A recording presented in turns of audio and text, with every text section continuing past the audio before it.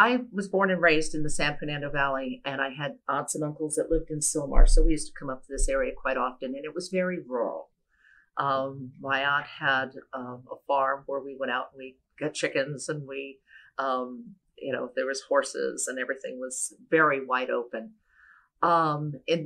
In the 70s, I got married and I moved away. And then I moved back in the mid 70s. As it turned out, my parents were living in Van Nuys, and I moved out to Canyon Country, and I was working in Glendale, and I would drive back and forth. And Sylmar was this like quiet little respite. So I said to the real estate agent, I said, "Is there anything in Sylmar?" And he said, "Oh my God, if you would move to Sylmar, I can get you twice the house for half the money." And I said, "Why?" He said, "Well, the 71 earthquake." And I thought, okay. And I talked to my father about it at the time, and he said, "Well, you've been living in Santa Barbara, Central Coast, and they had that huge earthquake in the 30s. And how many earthquakes have they had since then? And you've been living there for years. So, gamble." And I did. And I've been out here. I moved back here in the mid 70s. And it was very rural. It was very open space. It was not unusual to see kids walking their goats down the street. I think we had more unpaved streets than anywhere else in the city of Los Angeles. And it was so quiet. Sylmar is kind of the redheaded stepchild of the San Fernando Valley. We get very little services out here. And in a way, it was very refreshing at the time because there was no parking enforcement. There was, you're pretty much free to do whatever you wanted. You want to build a shed, you build a shed. You didn't bother getting a permit. Nobody cared. And that has changed drastically over the years, especially back in the 80s when real estate properties were, prices were going up. Then we saw a huge influx of developers coming in here and buying up 2 or 3 large pieces of equestrian property and building as many homes as they could possibly fit on it. We got very involved. The equestrian community got very involved in attempting to stop that.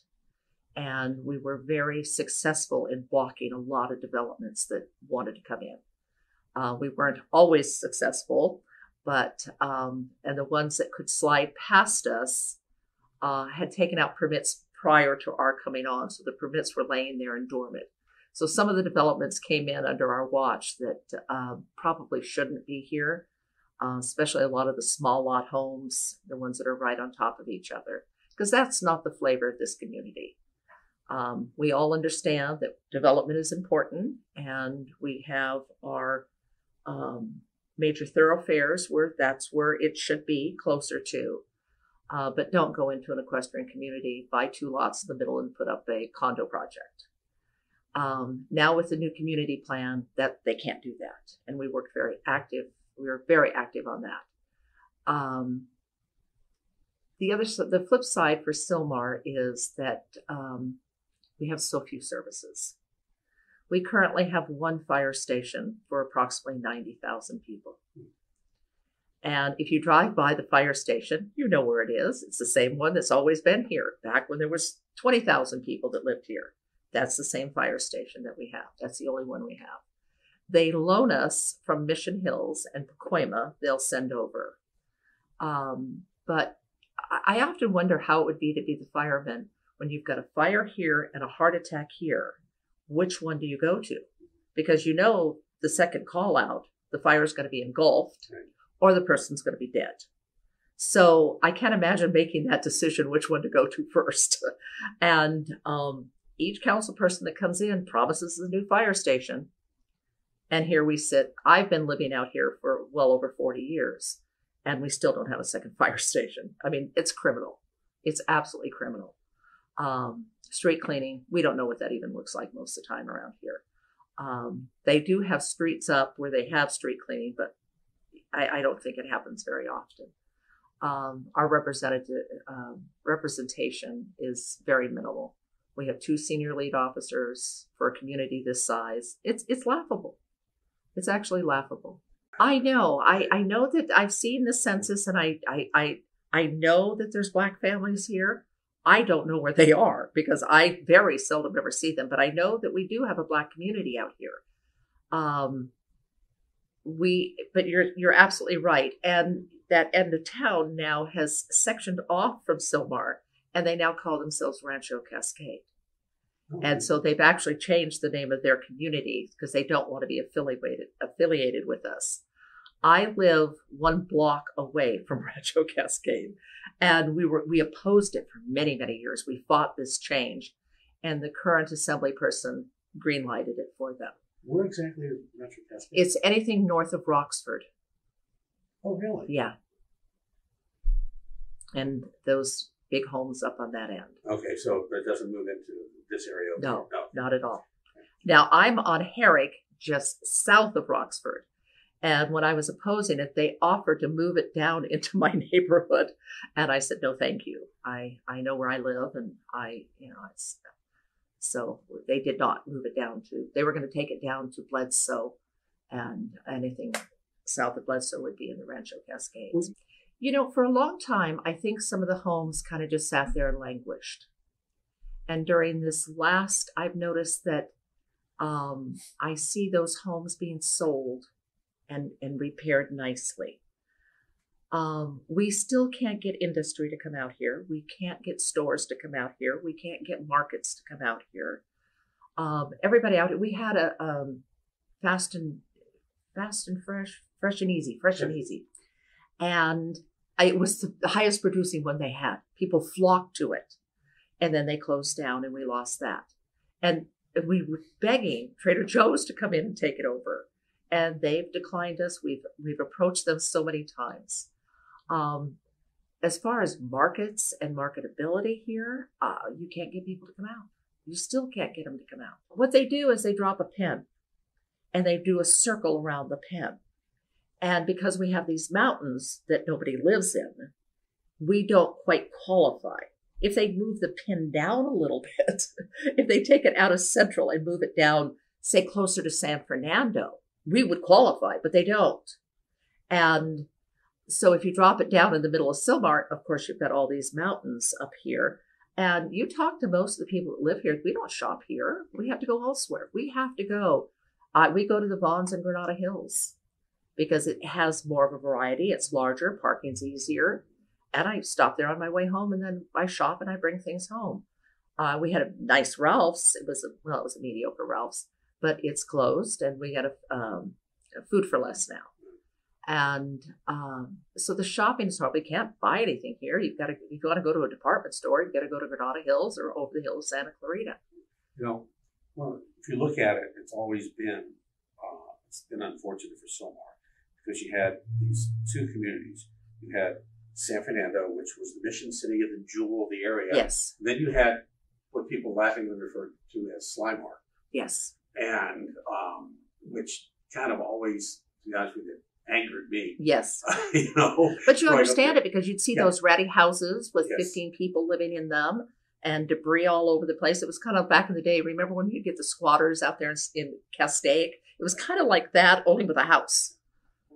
I've wondered about that because, I moved here because of that. Yeah. And so I'm wondering if they don't think that. My husband and I, we started with a small home, and then we got bigger and bigger, and he really wanted horses. So we got a piece of horse property, and we've been on that. We've lived there now, oh my God, 30 in this piece of property, almost 40 years. And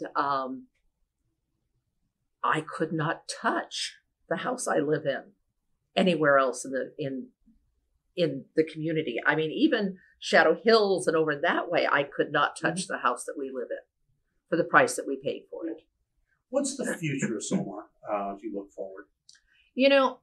What we'd really like to do, and it was really exciting when the new community plan came in because they recognized the fact that we are one of the last open space, last areas where you can have horses and goats and whatever whatever kind of critter you want to have. And you can ride down the streets. And we actually have marked off equestrian trails throughout the community. The city's never done anything to improve them. They're there, but people park their cars and their trucks and plant trees and put boulders. So we're going back and forth all the time. If you go down Bledsoe, they put in the school, they put in the horse trail through it. But that's the only one on the whole street. And you'll go through and you'll see that, short horse trail and then nothing. So the city has never gone back and claimed that land that's set aside for equestrian passage. So as we've grown, it's become more and more dangerous to ride to get up to the trails. We've got the most wonderful riding trails up here. You can't believe, you can ride up by the Olive View Hospital, you can ride out of there into Placerita Canyon. There's a hiking, riding trail that goes all the way into Placerita, and it's beautiful. And you go back in there, there's waterfalls, and this is now, our mountains have been now purchased by the Santa Monica Conservancy, so they're going to remain open space. Back in the 80s, a group of engineers owned hundreds of acres up there, and they were selling it for development. Cantwell Anderson was looking to purchase it, and they were going to put 580 homes up there. We blocked it, and I mean I was part of a very large group, and the Santa Monica Conservancy stepped in and purchased it, and so now that's protected up there. And that's something that the city should really promote, because where else can you ride out from your house? You're supposed to have a designated trail, but it's not there, and so you kind of risk your life. And there's a lot of equestrian property the other side of San Fernando Road, and those poor guys ride up. I don't know. I'm not that brave. I mean, we finally, I don't know when, probably about 20 years ago, we bought a horse trailer because I just got too nervous trying to ride the streets up there. And, but it's nice because if a development comes in, they have to adhere to the conditions. There's a development that came in the early 80s, and they actually have equestrian passage through their community. So you can stay off the street. And I forgot the question. I'm off on a rant. No, it's okay, because I was going to. Do you think it's because of the earthquake? Right. I think so, and I think, like I said, we're kind of a forgotten community out here. People that come out here, but the people that live here are really dedicated to the community. Yeah. It's kind of unusual. I mean, the lady next door, she'll take you down for stuff, You bash Sylmar, she's so in love with this area. And, she's been out here for years, and she's a wonderful advocate. I've sat on many committees with her, and she's wonderful. But I think so. Because there was so much devastation. And, watching that hospital, I had a sister-in-law that was in the hospital delivering a baby at the time. And oh my God, we were so worried about it. And, but she got out and, obviously they're okay. I would have had to talk to her, but she passed away a couple of years ago, and the daughter does not live close by. It was funny when we first started riding the trails. And up there at Stutson, you'd see the old line shacks up there. And you could see a lot of the stuff. A lot of it was still up there for a long, long time. But Sylmar had one of the largest tuberculin centers here. And because our air is so much cleaner, but don't tell anybody. We'll cut that out. Don't tell everybody. Because our air pattern, every once in a while, it'll change. It will back up. The 210, it will back up, and the wind will come this way. And it's like you have to cut it to see because the smog comes in so badly. But most of the time, our air is really clean up here, and it's always breezy. Hundreds of them die off it. And our mountains are granite, so they create their own airflows. So you'll see the guys coming up, and you'll see them come down, and then they'll catch a current and right back up again. It's fascinating to watch. And somebody willed them 5 acres down at the bottom of Pacoima Wash. So they have their landing pad down there. Back when we first would go over there and watch, there was no houses. There was nothing over there. Now the housing development's just, because that's county over there. That's not city. And the place looks, it used to be much bigger. Well, it looked bigger because there weren't as many houses around. Now it's getting small. 5 acres is a good amount. I started to say, we have a community plan that protects the equestrian. It's the first community plan that actually tells you if you buy this land, you must adhere to the current conditions. And that's not happened anywhere in the city of Los Angeles. You can always go get a variance. You can always go in and have it rezoned. They are not letting people do that. And it's been in existence, I think, it was finished in 12, but I think finally all approved in 13. And so far, nobody's broken any of the zoning. The only zoning that they are changing, and this is very detrimental to the community, is that you can downzone. You don't have to get a variance to downzone. So if you have commercial property and you want to put residential on it, you can. So if you drive down Foothill Boulevard, you see all the condos went up there. They had got it prior. They'd gotten all those permits prior to this. And so once commercial property is gone, you can't get it back. So, you talk to Target and it's like, where are we going to put a Target? Where are we going to put one? Trader Joe's has said the same thing. You don't have anything big enough for us that we feel good. But then I see them going in West LA in much smaller areas. And so it's like, that doesn't hold water with me. But we don't, that pin thing, the population says still won't support it. And I beg to differ, but I don't know. I think probably it is the earthquake. I know when I was looking for another house, I wanted one that had survived the earthquake. They all have cracks. They all have cracks. And so the house that we eventually settled into with the kids and everything had survived the 71 earthquake. And that was one of the selling points for me, is that there wasn't a lot of damage. And I made sure that it was, that the work had been done to bring it up to code. And that was just 10 years after the earthquake. And so it seems to weather through them. It seems to manage to get through them.